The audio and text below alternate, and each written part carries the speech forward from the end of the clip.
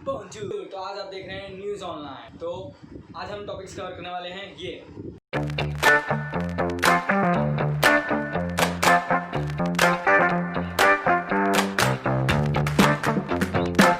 पहली खबर निकल के आती है कि इंडिया डोमिनेटिंग काला टॉप अगेंस्ट चाइना। तो जिस स्पीड से इंडिया ने ब्लैक टॉप यानी कि काला टॉप को ऑक्यूपाई किया और उसके बाद वहाँ का कैमरास जो चाइनीज़ कैमरास था और चाइनीज़ टेक्नोलॉजी को उसको डिसमेंटल या तोड़ फोड़ के अलग कर दिया और इंडिया ने अच्छे से ऑक्यूपाई कर दिया उस पोजीशन। सो इसके रिस्पॉन्स में चाइना ने इंडिया के अगेंस्ट पैंगोंग लेक के पास अपने टैंक्स को तैनात कर दिए हैं। वहाँ पे सिमिलर इंसिडेंट इंडिया ने भी अपनी तरफ से किया है, यानी टेंशंस आर ऑन। तो आपको मैं एक्चुअल लोकेशन के पास लेके जाता हूँ।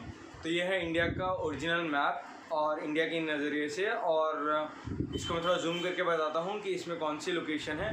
तो यहाँ पे आप देख सकते हैं कि इस लोकेशन पे प्रॉपर जो इंसिडेंट हुआ था, इसका एक्चुअल रीज़न ये था कि इंडियन आर्मी को ये फील हुआ कि अगर ब्लैक टॉप को चाइना ऑक्यूपाई करके रखेगा तो फिर बाद में वो फ्यूचर में यहाँ पे अपनी आर्मी को और ज़्यादा स्ट्रॉन्ग करेगा और यहाँ पे और ज़्यादा ही वो इन्फिल्ट्रेशन करेगा। तो इसके रिस्पॉन्स में इंडिया को एक्शन उठाना था और जो आर्मी लेवल पे ये सही था। अभी इसके रिस्पॉन्स में चाइना ने क्या किया, चाइना ने ओपनली ये कहा है कि इंडिया ने LOC को क्रॉस किया, लाइन ऑफ कंट्रोल को क्रॉस किया और ये इसने पीस को तोड़ा है। और इसके रिगार्डिंग वो इंटरनेशनल मीडिया में और इंटरनेशनल कॉन्फ्रेंसेस में इसके बारे में वो ज़रूर पॉइंट को उठाएंगे। और यहाँ पे एक आर्टिकल है जो इंडियन एक्सप्रेस में है, जहाँ पे कह रहा है कि the China claims that India disturbing border piece.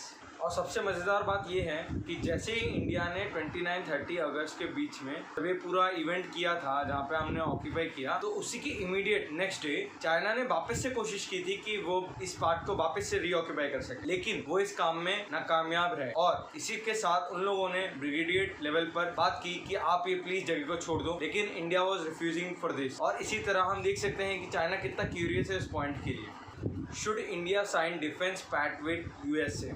चलिए जानते हैं डिटेल में। जिस तरीके से नेटो एस्टैब्लिश्ड है नॉर्थ पैसिफिक कंट्रीज में, उसी तरह इंडो पैसिफिक की तरफ भी एक नेटो जैसा अलायंस होना चाहिए, ऐसा US का मानना है। इस डिफेंस पैक्ट का मतलब ये हुआ कि US, Japan, India and Australia एक अलायंस फॉर्म करेंगे। इन केस अगर फॉर एग्जांपल अगर किसी ने जापान पे अटैक किया तो ऑटोमेटिकली ये मान लिया जाएगा कि US, ऑस्ट्रेलिया, इंडिया पे अटैक हुआ है और इंडिया उस इवेंट में एक साथ रिस्पॉन्सिबल रहेंगे उस ऑपोजिट कंट्री की तरफ। अगर फॉर एग्जांपल अगर चाइना ने अगर इन केस इंडिया पर अगर फ्यूचर में अटैक किया छोटा मोटा भी, तो ऐसा माना जाएगा कि US की तरफ से भी US को भी अटैक किया गया है, जापान को भी अटैक किया गया है, ऑस्ट्रेलिया को भी किया। फॉर एग्जांपल ऑस्ट्रेलिया में अगर ऐसा कोई अटैक माना जाए तो सिमिलर इवेंट होगा। तो ये इस पैक्ट का बेसिक मीनिंग है। इन सब में हंसी की और एक बड़ी बात यह है कि इस बारे में मीडिया में कहीं बात ही नहीं हो रही, कहीं जिक्र ही नहीं हो रहा है, जबकि कितना इंपॉर्टेंट न्यूज़ है इंडिया के लिए। इंडिया का फ्यूचर डिसाइड करेगा कि इसके बाद इंडिया किसके साथ अलायंस बनाएगा, क्या इंडिया रशिया के साथ रहेगा या US के साथ रहेगा, आगे इंडियन पॉलिटिक्स कैसी किस तरह का एंगल लेगी, इसके बारे में कोई डिस्कशन नहीं हो रहा है। बड़ा शॉकिंग न्यूज़ है ये।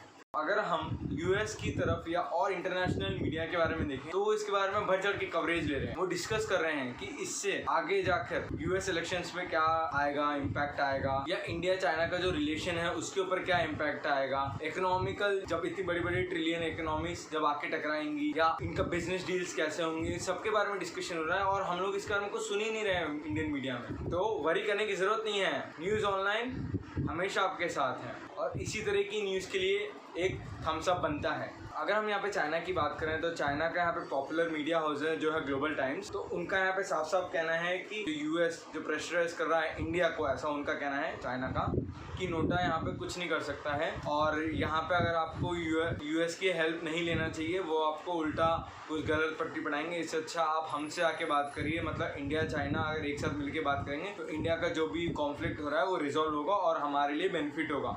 आप अगर ऐसी छोटी मोटी अलायंस बनाओगे तो आपको कुछ बेनिफिट नहीं होगा, शायद आपको जाके चूस लें, ऐसा चाइना का पर्सपेक्टिव है। लेकिन वो ऑब्वियस ही बात है कि अगर वो उनकी उल्टी तरफ डायरेक्ट बात है कि चाइना को ये गलत लग रहा है क्योंकि उससे उनका जो दबदबा है, पावर है, वो कम हो जाएगी, तो ऑब्वियस ही बात है वो ये कहना चाहेंगे। अगर हम प्रोज एंड कॉन्स की बात करें तो डेफिनेटली हमारे लिए बहुत अच्छा प्रो होगा। क्यों?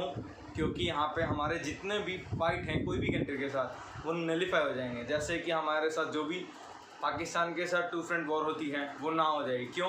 क्योंकि ऑब्वियस सी बात है पाकिस्तान कभी नहीं चाहेगा कि यूएस जैसी मैसिव कंट्री या इंडिया जैसी मैसिव कंट्रीज के साथ एक साथ आके ख़त्म कर दें।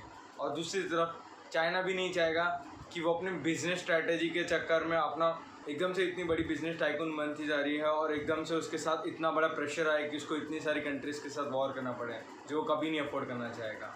तो ये एक अच्छी मूव है जहाँ पे अगर इंडिया साइन करेगा तो इंडिया के साथ कोई भी फाइट करने के लिए रेडी नहीं रहेगा। तो इसके साथ इंडिया के सामने कोई भी हथियार लेके कभी भी खड़ा नहीं रहेगा, वो 100 बार सोचेगा। और दूसरी तरफ हमारे साथ एक और बेनिफिट ये होगा कि जैसे आप जानते हैं कि हमारा बजट जो एनुअल बजट आता है उसका मैसिव परसेंटेज, जो हमारा सबसे ज़्यादा परसेंट हम लोग जो इन्वेस्ट करते हैं, अब ये टाइम आएगा जब जैसे अगर हम ये पैट साइन कर लेते हैं तो कोई कंट्री हमारी तरफ अटैक करने के लिए नहीं होगी और हमारा business relation with US, Japan, Australia बहुत लेवल हाई हो जाएगा।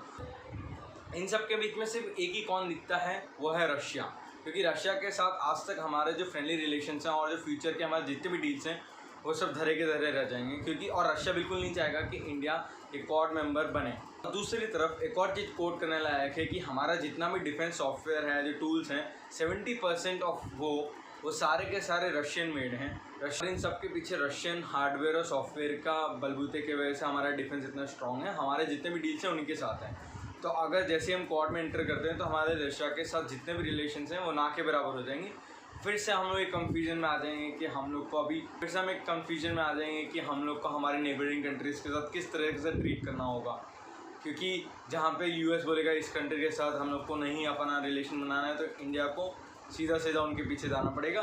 तो फिर हमारा जो एक फ्रीडम था कि हम किसको चूज़ कर सकते हैं वो थोड़ा लिमिट हो जाएगा। As India captured Pangong lake finger 4, इस क्वेश्चन का आंसर जानते हैं। तो ये टॉपिक डिफेंस के लिए बहुत ज़्यादा इंपॉर्टेंट है, क्योंकि यहाँ पे आप देख सकते हैं ये मैप में, अगर मैं इसको जूम करके अगर मैं finger 4, finger 5, finger 6, finger 7, finger 8 दिखाऊँ, तो जैसे आप देख सकते हैं फिंगर 7, फिंगर 8 के बीच में पहले 1960s में चाइना ये क्लेम करता था, लेकिन अभी वो फिंगर 4 को क्लेम करता है। और अगर हम देखें फिंगर 4 एक बहुत इंपॉर्टेंट पार्ट है, क्योंकि वो एक बहुत हाइट्स पे, मतलब हाँ वो माउंटेनियस इस रीजन है कि अगर वो पार्ट पे कोई भी कंट्री अगर वो रहे, उससे क्या होगा कि वो एक बहुत रेडियस तक वो अपना कैप्चर आगे बढ़ा सकते। तो ये इंडिया के लिए एक बहुत बड़ा कंसर्न था, इसलिए इंडिया ने फिंगर 4 को कैप्चर नहीं किया है, लेकिन उसका एक बहुत अच्छा माउंटेनियस रेंज जो कालाटॉप को कैप्चर किया था, जिसके बारे में मैंने अभी थोड़ी देर पहले ही कवर किया है। तो उस पॉइंट से क्या बेनिफिट होगा कि आगे जाके हम पूरा फिंगर 4 को कैप्चर कर सकते हैं और फिंगर 5, फिंगर 6 पे हमारी नजर हो। इसका मतलब है कि हम ये भी कर सकते हैं कि वापस जो हमारा पार्ट जो चाइना ने कवर किया था हम वापस को ले सकते हैं, या हम चाइना के ऊपर क्लियरली ऑब्जर्व कर पाएंगे उनके फ्यूचर मूव्स पे। न्यूज़ इसलिए भी और इम्पोर्टेंट होता है क्योंकि ये बहुत कम टाइम में इतना बड़ा इवेंट हुआ है, इतना बड़ा कैप्चर किया इंडिया ने अपनी तरफ से। और ये जो भी कुछ है, द इकोनॉमिक्स टाइम्स का ये कहना है कि इंडिया ने अपने सुपीरियर फ्रंटियर फोर्स का यूज़ किया इंडिया ने इस चीज़ को कैप्चर करने के लिए। तो इससे इंडिया ने अपनी पावर के बारे में ग्लोबली कहा है कि कितना स्ट्रांग है। और ये जो डिफेंसिव फोर्स है ये एक बहुत इंपॉर्टेंट रोल प्ले करता है, क्योंकि इसने कारगिल के टाइम पे भी और जो भी मेजर वॉर्स हुए हैं वहाँ पे इनने बहुत बड़ा इम्पैक्ट छोड़ के गए हैं। गेम थेरेपी देखिए आप जाइए जल्दी देखिए, और कुछ सरप्राइज आने वाला है इस हफ्ते के एंड में, डेफिनेटली देखिएगा। स्पेस नीचे है, व्हाट्स नेक्स्ट देखिएगा ज़रूर, और लाइक शेयर सब्सक्राइब करके जाना।